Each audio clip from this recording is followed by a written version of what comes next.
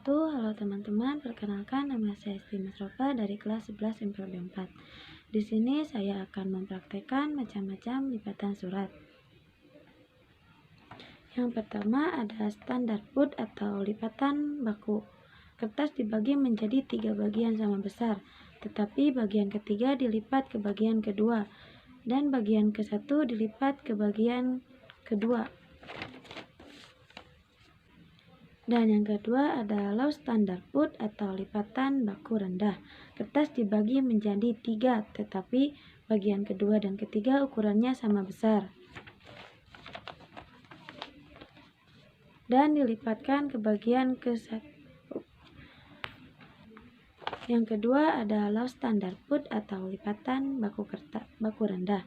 Kertas dibagi menjadi 3 bagian, tetapi bagian kedua dan ketiga ukurannya sama besar. Bagian ke-1 ukurannya lebih kecil, dilipatkan ke bagian kedua dan ketiga.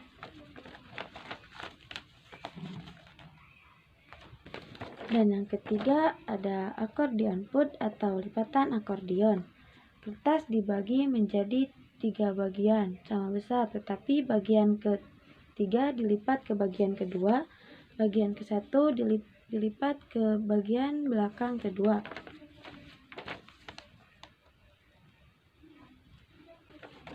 Dan yang keempat ada low akordion put atau lipatan akordion rendah. Kertas dibagi menjadi 3 bagian.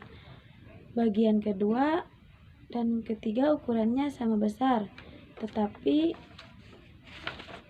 bagian ke-1 ukurannya lebih kecil, dilipat ke bagian kedua dan ketiga. Dan yang kelima ada parallel double put atau lipatan ganda sejajar. Kertas dibagi menjadi 2 bagian sama besar. Kemudian bagian kedua dilipat ke bagian ke-1.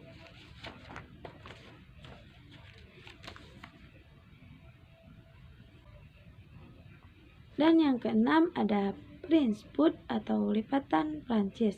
Kertas dibagi menjadi 2 bagian sama besar. Kemudian bagian ke-1 atau bagian kanan dilipatkan ke bagian ke kiri. Yang ketujuh ada Baronial put atau lipatan baron. Kertas dibagi menjadi 2 bagian sama besar. Kemudian lipatkan ke bagian ke tengah.